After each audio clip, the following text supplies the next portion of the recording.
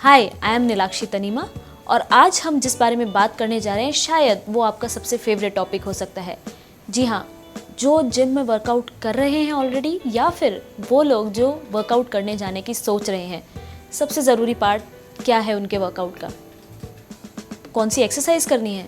जी नहीं, सबसे ज़्यादा ज़रूरी पार्ट है कि आपको सबसे पहले क्या खाना है और उसके बाद जब आप वर्कआउट कर लेते हैं उसके बाद में क्या खाना है।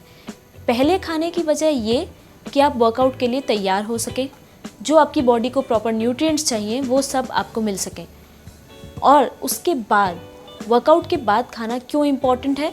क्योंकि जब आपकी बॉडी रिकवरी प्रोसेस में होती है, यानी कि जितना भी वियर एंड टियर हुआ है मसल्स का या फिर जितने भी टिश्यूज़ ब्रेक डाउन हुए हैं, उन सब का जो रिकवरी होती है वो हमें चाहिए होती है। और उसके लिए इम्पॉर्टेंट है कि जो भी आप खा रहे हैं वो बिल्कुल सही होना चाहिए, क्योंकि थोड़ी सी भी गलत या असावधानी होने से आपकी जो रिकवरी प्रोसेस है उस पर बहुत ही ज़्यादा असर पड़ सकता है और आप अपने वर्कआउट में से जो रिज़ल्ट हैं वो प्रॉपरली नहीं निकाल पाएंगे।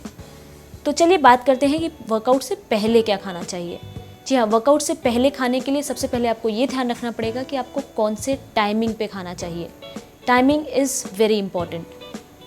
अगर आप किसी सप्लीमेंट के ऊपर रिलाई कर रहे हैं, जैसे कि प्रोटीन सप्लीमेंट या फिर कोई भी किसी भी तरीके का पाउडर सप्लीमेंट, तो आप वर्कआउट से कम 30 मिनट पहले वो सप्लीमेंट ले लें।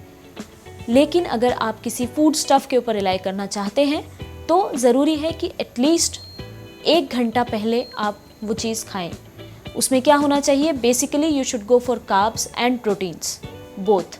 जी हाँ, कार्ब और प्रोटीन दोनों ही ज़रूरी है। There is a very big myth कि जिनको वर्कआउट करना होता है वो सिर्फ प्रोटीन पे कॉन्सेंट्रेट करें, कार्ब्स को अवॉइड करें।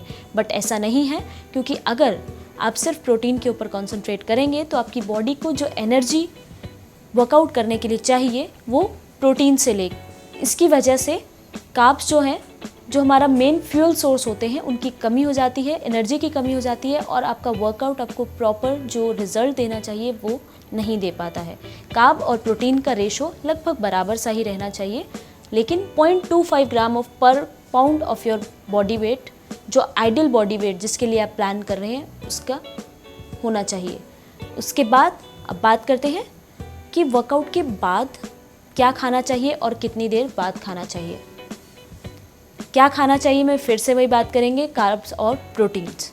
जी हाँ, दोनों ही चीज़ें फिर से इम्पॉर्टेंट हैं, लेकिन अगर कितनी देर बाद में खानी है उसकी बात करें तो कम से कम 1 घंटे के बाद।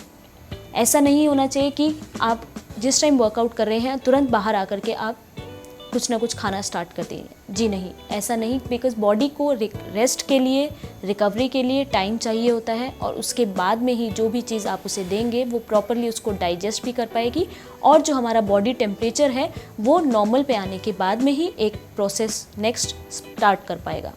तो आज के लिए इतना ही। क्या खाएं वर्कआउट से पहले और वर्कआउट के बाद।